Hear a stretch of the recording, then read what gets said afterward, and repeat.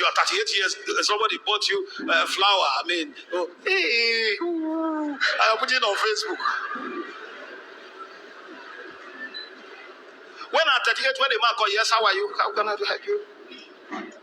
I like you. Okay, what exactly do you want? Because I don't have time to waste. I want to marry you. Okay, thank you. See my pastor, see my parent. If you say, let's be friends, well, I don't do dating. You have saved yourself of heartbreak. You have saved yourself of liver break. You have saved yourself of intestine removal. You have just saved yourself of useless 2 years journey without direction, without motion.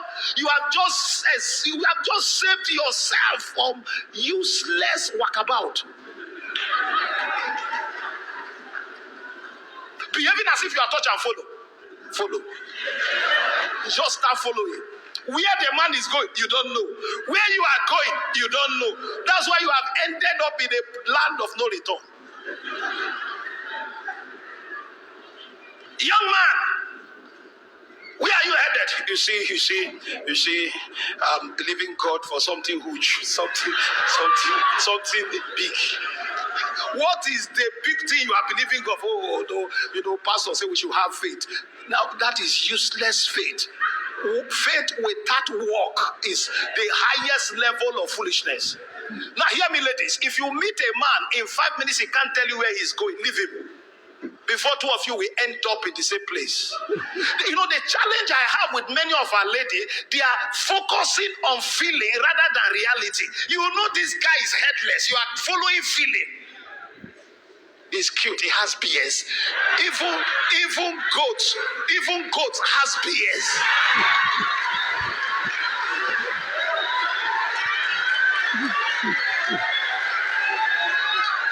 Even man has BS. A six-pack. I like his shoulder. Oh my God.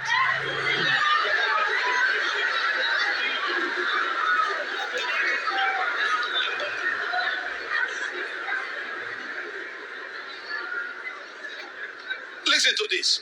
You don't need to marry a nice man. You need to marry a man with purpose and destiny. We are not talking about whether he's nice. He can be nice and useless.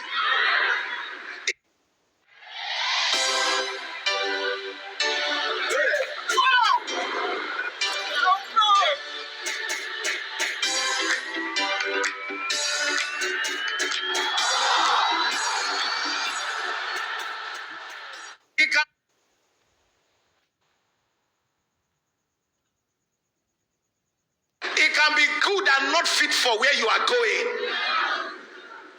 Papa, if I behave like the wound, they say I'm strict. No, you are not strict, you are principled. Because listen, if you are not the way I'm packaging you now, before you know it, you will have 15 fiancés and fiancées before you marry.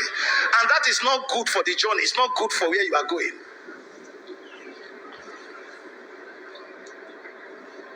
Praise God. Plan. I'm 28 now. I want to get married at 30. Now, what you have just done, you have just restructured your life. A lady who wants to get married at 30 will not behave like a conventional girl.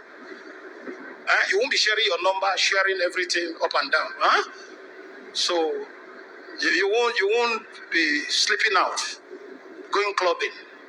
You know, you need to be wise. I want to get married in 2 years. Then your character must show you want to settle down. Your utterance, the way you respond to people. At 28, you shouldn't be talking about boyfriend. When I hear people say boyfriend, my system reacts. 28, my boyfriend. You don't have to talk about boyfriend at 28. What you talk about is engagement. Engagement, not boyfriend. It's better you are truly single than you mingle. I know you won't hear, but for record purpose, just keep it somewhere. You won't hear. I know some will hear. Many will not hear. But as a witness against you, I met a guy. I said, when are you getting married? 34. So you see, some things have to be right, you know, some things have to be placed. See, things will never be in place. So marry now, because Whatever you think will be in place, when that is in place, another thing must be in place. When that is in place, another thing must be in place. Even when you are 60, things are not still in place. Before you end up marrying at 72. So now you better take the decision now. So whatever is not in place, let you and your wife begin to put it in place. If only you cannot put it in place, you need helpmates to help you put it in place.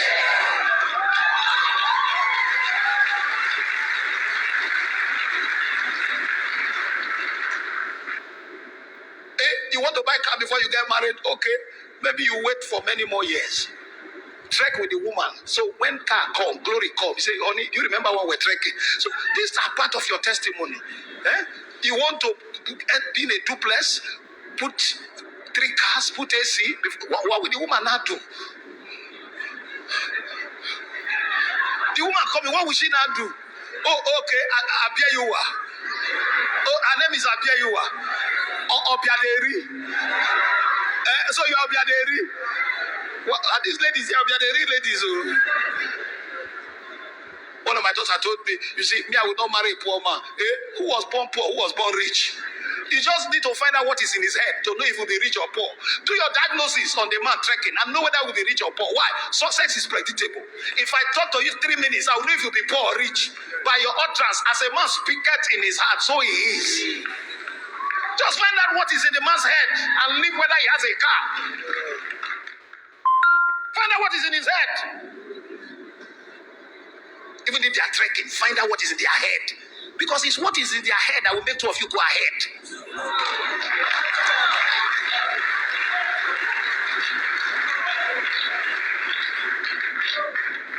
To drive a car, is it hard?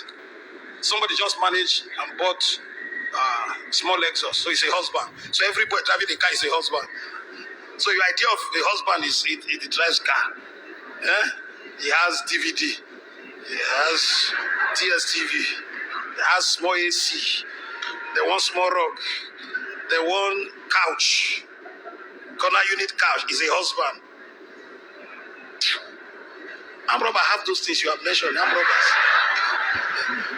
all of them, they have all those things. So before you end up in a house, when the man is not at home, you'll be hearing music on the ceiling. You better calm down. Planning. Now, planning puts you under discipline. Planning